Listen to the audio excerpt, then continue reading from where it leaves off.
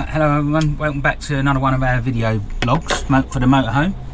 This is just going to be a quick little walk around the van really, some of the modifications that we've put in just before we're about to go away. It's coming up to half-time week and we're all getting the van ready to go, and hopefully we're going down to the New Forest just for a couple of days wandering around it and there. So I thought I'd show you some of the bits I've done, because it's always handy to see what other people are doing, and then you might get some ideas for your van.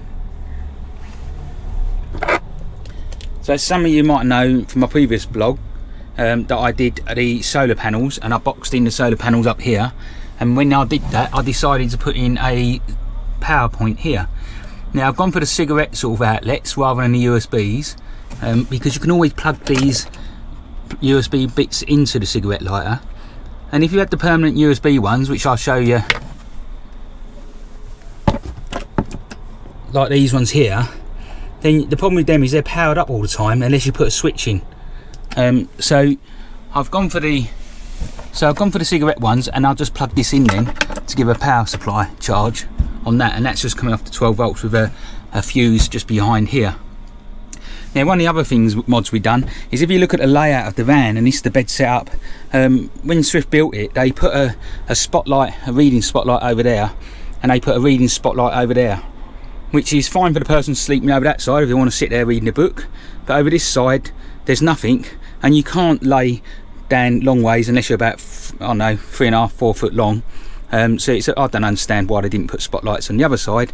So that's another thing we've added in as well, is nice new spotlights over here, which just piggybacks off the circuit. At the top trunking up there, if you've got this van, there's a orange and white cable and a grey cable, which is the lighting circuit, so we just piggybacked off of there to power that light up, and then over there I changed that light so they're both the same, so I've got the same lights. So that's another little setup we've done. Little shelving units have been put in as well, so you can sit there for a cup of tea, a little hook for my glasses, and over here I've got a new pouch that's just been put on. This is just velcroed onto the wall, and this is so that I can put my phone in here, and some pens and a little notepad when I'm sitting there. The controller you can see here, which is charging at the moment, is for the TV system, which I'll show you now. So this is a USB connection, and this powers up this device over here, which I'll turn on, and this is the MX Pro. And this gives you all your smart TV. So if anyone's got one of these Avtech TVs, and I'll turn this one on, they're great TVs really, 12 volt TVs, and probably the best ones for the vans I think, but they are quite expensive. But the only downside of them really is they're not smart TVs. So for Netflix, YouTube and stuff like that, you won't get all that. And this smart part you see in here, screen you see in here, is coming from the MX Pro.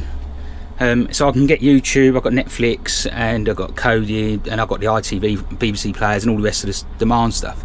So that's quite a good little device. So that's what's charging over there. So that's the control for that, which controls by USB. And again, these TVs, the angle with the viewing angle is absolutely brilliant, because when you get the cheap TVs, which we've had in the past, if you view at the wrong angle, it's just a shadow, you can't see nothing of the screen. So excellent little TVs. And whilst I'm talking about this little device up here, if you get one of these run on, I think it is 5.5 volts, but they pull more than 1 amp, so they can't come off a USB like here, and they wouldn't power off the little USB I've got down here either.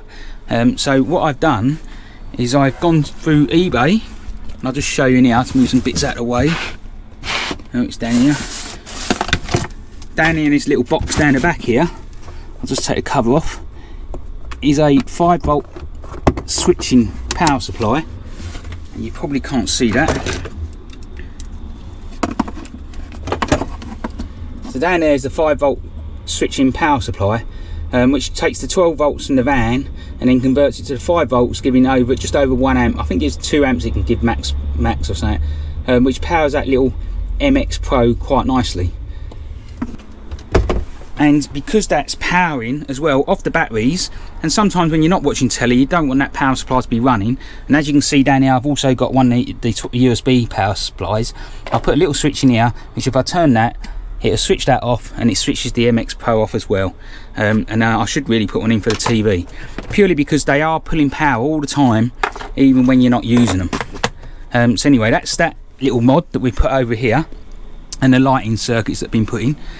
The other thing for the bed purposes, if anyone's had one of these vans, and again this is the Swift Lifestyle 686, is that the bed, as you can see, leans up against the window here, which is an absolute nightmare, because you lean up against the blind. When the blind's down fully, you'll end up leaning against this blind and you're breaking it and the bits pull out and everything. So what we've done is we put a headboard in, which is just a piece of MDF, and it's not screwed in or anything, it's just fitted tight snug fit. I will paint it and stuff when I get around to doing that, so it's only just gone in. But it means you can lean up against this now with this blind fully down, and this does go past here, and then you're not damaging your blind. So for around here, that's most of the mods that we've done so far around here. And so the other thing I put in to the van as well is a router. This is the Huawei B535. It runs on 12 volts, and you can have connections on the back. Not sure how much light's in here. Hang on, let's grab my torch.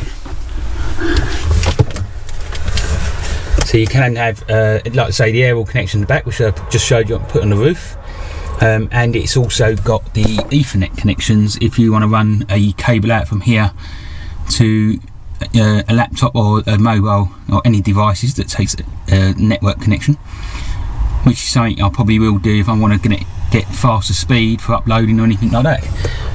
So far it's been pretty good. I've just tested it all and it's running quite nice. I piggybacked, this runs on 12 volts, so I piggybacked the 12 volts off the same power supply that supplies the antenna for the aerial, which is this one up here, which I don't use. Well, it's always switched off unless we're needing it on a site. I'm watching telly. I always keep things switched off, so this is powered up at the moment, but it will be switched off when I'm not using it, purely for batteries, unless I'm on mains connection. So otherwise I'd leave it switched off just to save on power. If you don't need it, it's no point having it on. So that's basically it for the network connection, which is the aerial that runs along the top. I've still got to put the trunk in, goes up through the roof up here, which is where the solar panel came in. So the solar panel pit's been taken out because it's all over the other side now underneath the bed. So that's that part done. Right, so the other thing I've done is put an antenna. This is for the mobile antenna, which is going to connect to the router. I've removed the old solar panel that was up here because it wasn't that good, and that gave me access then for the cables to go down for the antenna. They can just follow down where the solar panels cables went, so it means I haven't got to do any damage to the roof anymore, and just seal that up.